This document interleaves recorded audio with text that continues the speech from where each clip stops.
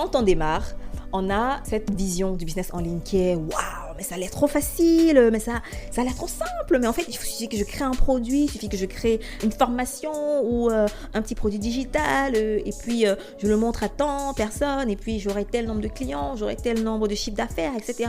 Ça a l'air tellement simple, ça a l'air tellement facile. Pourquoi ?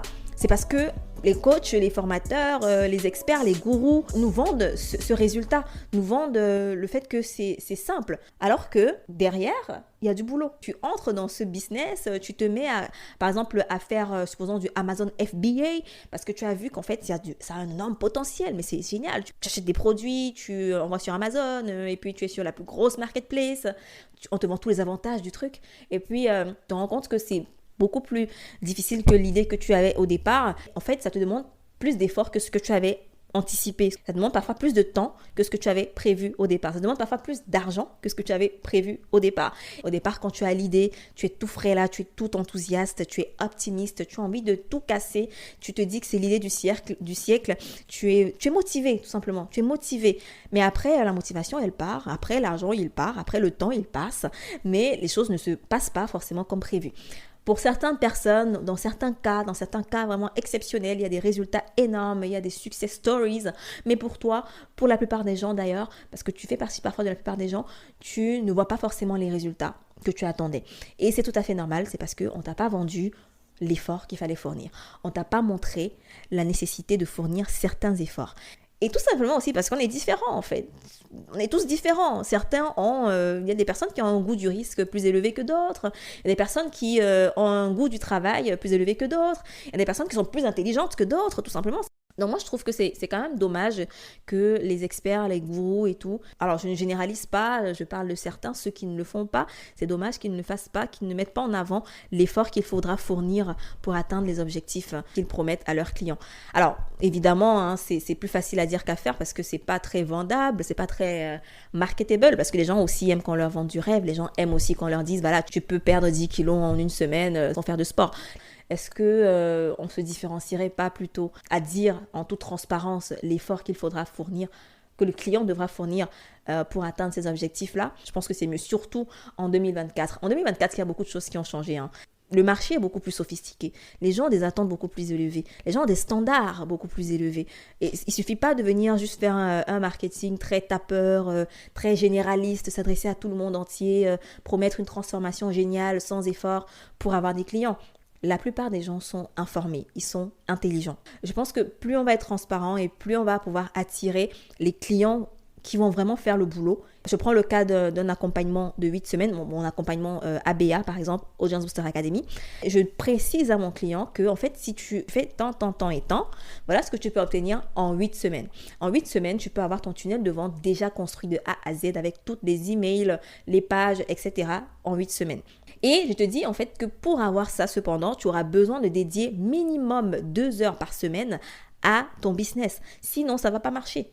Et donc, quand quelqu'un rejoint ABA, s'il n'a pas passé minimum 2 heures par semaine sur son business à travailler, à regarder les replays, à appliquer les ressources, etc., qui ne s'étonne pas de ne pas avoir les résultats. Par exemple, si vous vendez un service et que vous dites à votre client, en 3 mois, je termine ton site internet, il va falloir qu'on ait un appel par mois pour que je puisse évoluer dans la bonne direction, pour être sûr que le site évolue comme vous le souhaitez. Et éventuellement, il y aura des échanges ponctuels par mail pour vous poser des questions sur certaines fonctionnalités bien précises. Si le client sait cela avant de se lancer avec vous, il est beaucoup plus à l'aise à prendre la décision parce qu'il sait en fait ce que ça implique pour lui. En ligne, il y a pas mal de personnes qui vendent le résultat sans mettre en avant l'effort qu'il va falloir fournir. Je me souviens d'ailleurs une expérience personnelle quand je faisais mon tout premier lancement. J'avais fait appel à un expert, enfin deux gars qui apparemment faisaient ça pour les gens. La stratégie, c'était juste tunnel de vente, 3 webinaires dans le mois. Et à la fin du webinaire, j'ai invité les gens à prendre un appel avec moi. C'était ça la stratégie globalement.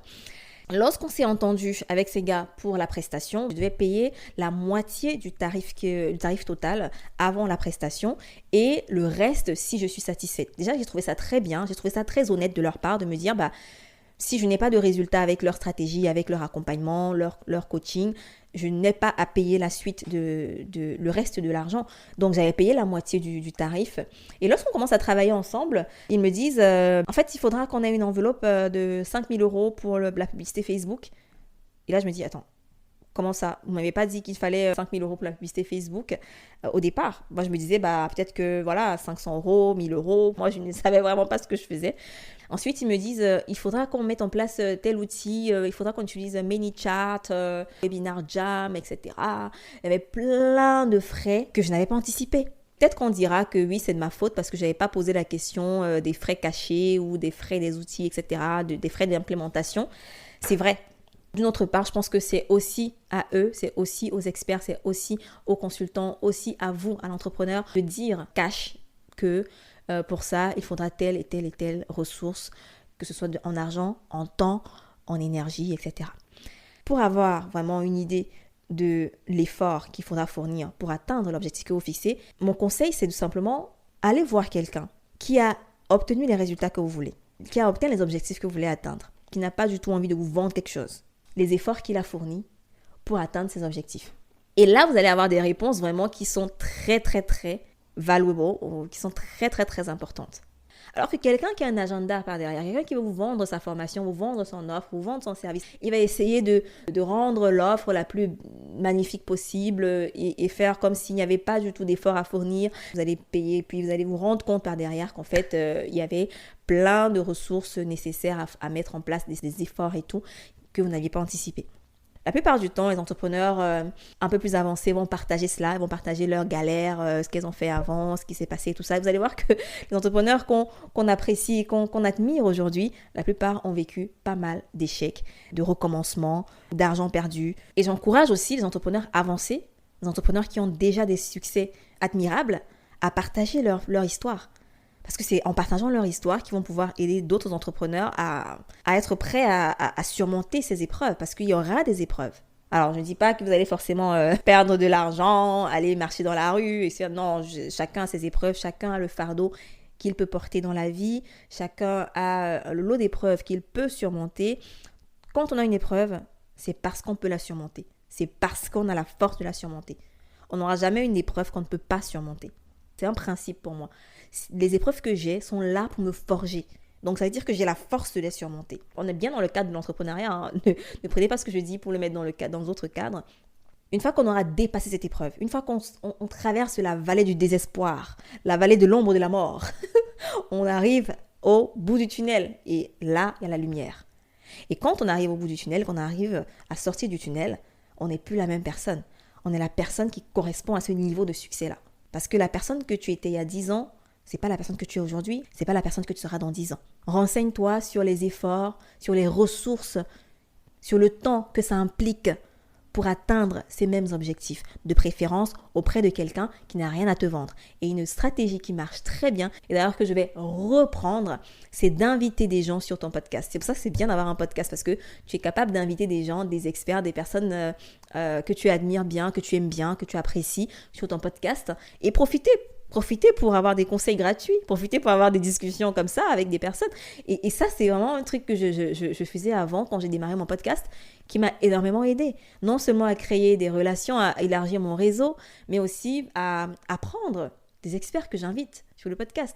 Moi, j'invite des personnes dont je veux apprendre. Hein. J'invite pas des gens parce que ils sont beaux ou parce que... voilà, j'invite des gens parce que je sens que cette personne-là, elle a potentiellement quelque chose à m'apprendre. Elle a une expérience que j'apprécie. Il y a quelque chose chez elle qui me touche. Il y a quelque chose chez elle qui résonne en moi. Il y a quelque chose chez elle que j'ai envie d'apprendre, de comprendre. Donc, je l'invite sur mon podcast et on discute. Si je vous invite un jour sur mon podcast, sachez que c'est parce que je vous apprécie, je vous admire, j'aime ce que vous faites. Et d'ailleurs, je ne m'en cache pas, je le dis dans les épisodes podcast. Dans l'offre que vous faites, il doit avoir ce facteur effort, c'est-à-dire quelles sont les ressources que votre client va devoir mobiliser pour atteindre son objectif. Est-ce qu'il y a une ressource temps? Est-ce qu'il y a une ressource argent? Si vous pouvez le dire en quelques phrases, par exemple, mon programme c'est 12 semaines, donc il faudra que tu sois présent pendant 12 semaines avec moi dans ce programme pour travailler ensemble, ou il faudra que tu mettes 2 heures ou 4 heures par semaine. Une offre qui met en avant l'effort requis convertit plus qu'une offre qui ne met pas en avant cet effort, parce qu'une offre qui ne met pas en avant cet effort, elle est perçue comme un piège.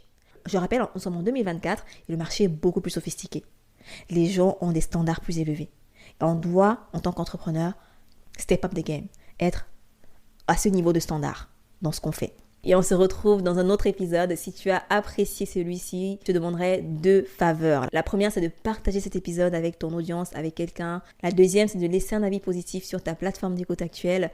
Si tu ne peux pas laisser un avis positif, fais juste une capture d'écran et viens la partager en story sur Instagram en m'identifiant. Ainsi, je pourrais voir qui tu es, te repartager et peut-être qu'on pourra avoir une conversation liée à l'épisode du jour. Alors, pour rappel, j'ai créé une checklist entièrement gratuite qui t'aide à attirer tes 5 premiers clients, tes 5 prochains ou premiers clients.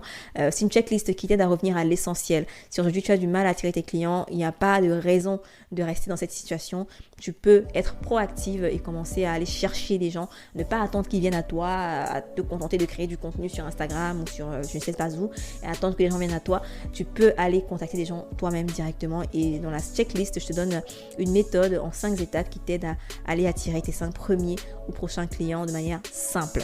Donc c'est en cliquant sur le lien qui se trouve dans les notes du podcast que tu pourras y accéder ou en visitant femmeentrepreneur.com/checklist. À très vite dans un autre épisode.